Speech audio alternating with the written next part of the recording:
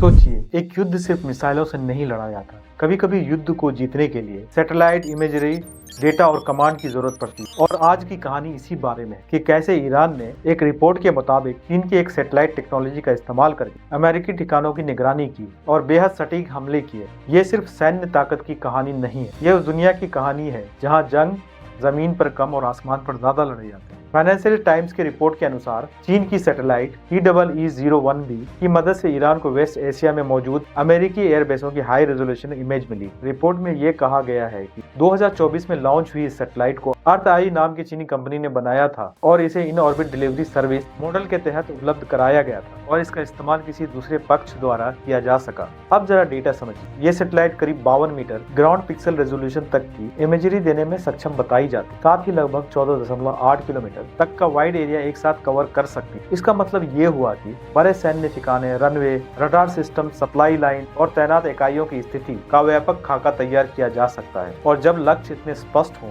तो हमला भी उतना ही सटीक हो सकता है। रिपोर्ट में यह दावा किया गया है ईरान ने ये इमेजिनरी अपने ग्राउंड कमांड सेंटर के जरिए प्रोसेस की, यानी तस्वीरें पहले चीन में गई, वहाँ डेटा एनालाइज किया गया, फिर ईरान के कमांडर्स तक पहुंचे। इसके बाद तय किया गया कि किस ठिकाने को प्राथमिकता देनी है। यही वजह बताई जा रही है कि हमला रैंडम नहीं था, वो प्लान था, लेयर्ड था और टारगेट स्पेसिफिक था। अब सवाल यह है कि निशाना कौन कौन से थे। रिपोर्ट्स के मुताबिक 13, 14 और 15 मार्च को सऊदी अरब के प्रिंस सुल्तान एयरबेस की तस्वीरें ली गई। 14 मार्च को ट्रंप ने भी स्वीकार किया था कि इस बेस पर मौजूद अमेरिकी विमान को नुकसान पहुंचा और 5 रिफ्यूलिंग प्लेन्स प्रभावित हुए।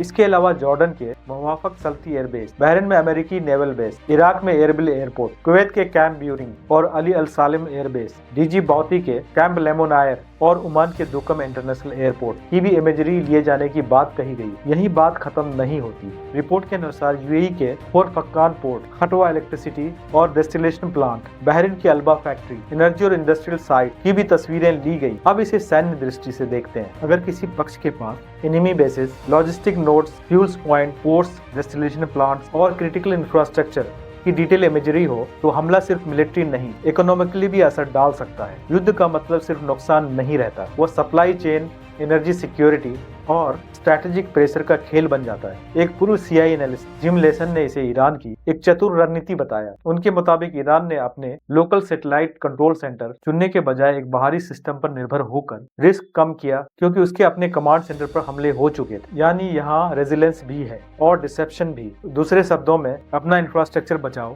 दुश्मन को भ्रम में रखो और डिसीजन मेकिंग को अलग जियोग्राफी में शिफ्ट कर दो। इस पूरे मामले में चाइना की भूमिका सबसे दिलचस्प और सबसे संवेदनशील है। रिपोर्ट कहती है कि चीन ने प्रत्यक्ष रूप से कुछ कहा नहीं, लेकिन उसकी सैटेलाइट इंफ्रास्ट्रक्चर और ग्राउंड प्रोसेसिंग सिस्टम ने इस ऑपरेशन में भूमिका निभाई हो सकती है। अगर ये सच है तो ये सिर्फ ईरान बनाम US की कहानी नहीं रहती, ये बहुत ध्रुवीय दुनिया की संकेत बन जाती है, जहां हर युद्ध के पीछे प्रॉक्सी सपोर्ट, स्ट्रैटेजिक साइलेंस और इनडायरेक्ट इन्फ्लुएंस काम करता है। और यही वजह है कि आज दुनिया में युद्ध का नया नियम साफ है। जिसके पास डेटा है उसके पास बढ़त है, जिसके पास रियल टाइमिंग इमेजिंग है उसके पास टारगेट सिलेक्शन है और जिसके पास सिक्रेसी है उसके पास सरप्राइज है। ईरान की रिपोर्ट के मुताबिक इन्हीं तीनों चीजों का इस्तेमाल किया, डेटा, इमेजिंग और सिक्रेसी। तो सवाल अब सिर्फ इतना नहीं है कि हमला किसने किया, सवाल ये है कि हमला इतना सटीक कैसे हुआ, कौन सा डेटा इस्तेमाल हुआ, कौन सी इमेजरी ली गई, कौन सा नेटवर्क पीछे काम कर रहा था, और सबसे बड़ा सवाल, क्या आने वाले समय में इसी तरह युद्ध सैटेलाइट्स, एनालिटिक्स और हिडन पार्टनरशिप के जरिए लड़े जाएंगे। आज की इस कहानी में बंदूक से ज्यादा अहम सैटेलाइट्स दिखती है और मिसाइल से ज्यादा महत्वपूर्ण इंटेलिजेंस। युद्ध बदला है, उसकी भाषा बदली और उसके औजार बदल गए हैं, और जो देश इस बदलाव को समझ लेगा वही आगे रणनीति तय करेगा। इस केस में अमेरिका अभी सीख रहा है,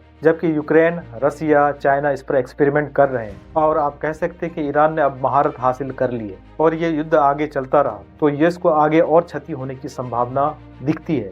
सोचिएगा जरूर। धन्यवाद, मिलते हैं अगले वीडियो।